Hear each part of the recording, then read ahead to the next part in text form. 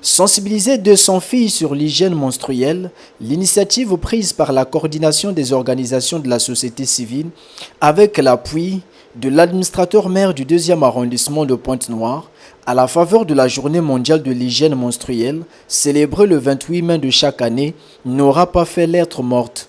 Les menstrues ne doivent en aucun cas constituer un sujet de honte ou de déshonneur. Lauréate Mberi Bini. La spécificité de cette journée est la sensibilisation sur les procédés hygiéniques que l'on doit observer pendant les périodes de menstrues. Entre parenthèses, des règles. Les règles qui jadis étaient un sujet tabou sont loin d'être une pathologie ou une maladie, mais au contraire, un phénomène physiologique naturel chez la jeune fille.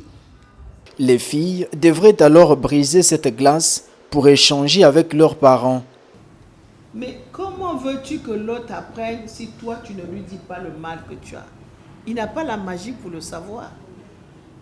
Des fois vos parents sont là, mais vous avez peur de dire que j'ai un bobo ou que voilà. Ou bien quand je reste comme ça, je sens mauvais. Le citron. Vous voulez seulement les désodorisants des blancs. Le citron.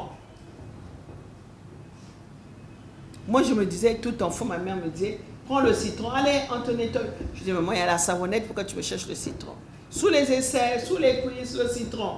C'est plus tard qu'elle m'a expliqué, non, le citron enlève toutes les odeurs fortes. Saluer l'implication de l'administrateur maire de Mvumvu sur les questions de bien-être des populations de sa circonscription, participantes et associations des femmes dévouées ne manqueront pas de le faire.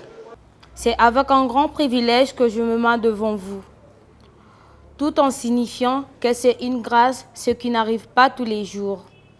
Je viens par ces mots signifier que pour nous les jeunes filles, voir les menstrues, ce n'est pas tous les jours. Mais être éduqué, c'est tous les jours. Nous serons sensibilisés aujourd'hui au sujet des règles menstruelles. Nous prions très chère maman de faire ce devoir de mère pour notre bien-être. Nous tenons à vous adresser nos sincères félicitations et nos chaleureux remerciements pour votre présence et votre disponibilité.